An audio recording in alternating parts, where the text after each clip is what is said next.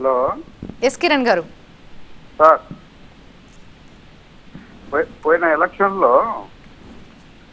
BRS ఓడిపోవడానికి అంత మంచి పనులు చేశారు, అన్ని పథకాలు ఉన్నాయి, ఎక్కడ వ్యతిరేకత కూడా అంత కనిపించలేదు. కానీ అంత ఇదిగా ఎందుకు ఓడిపోయింది అంటారు? ఎక్కడ కూడా అంత వ్యతిరేకత లేదు, అన్ని బాగున్నాయి. వాటర్ ఇచ్చారు, పంటలు బాగా పెంచారు, డాడీ కానీ ఇవన్నీ ఎకరేజ్ కూడా బాగా డెవలప్ చేశారు.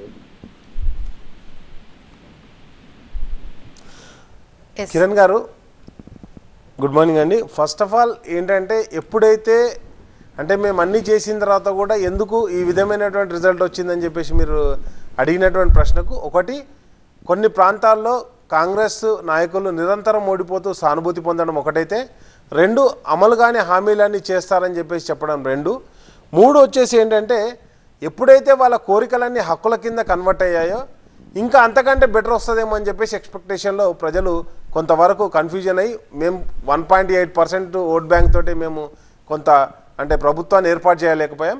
తప్పకుండా ప్రజలు ఆల్రెడీ ఇప్పటికే దాని నుండి ఓవర్కమ్ అవుతున్నారు. ప్రజలు చేసినటువంటి తప్పులను వాళ్ళు సరిదిద్దుకోవడానికి ఎంపీ ఎలక్షన్లో మాకు అద్భుతమైన మెజారిటీ ఇవ్వడానికి ప్రజలందరూ కూడా ఈరోజు సిద్ధంగా ఉన్నారండి.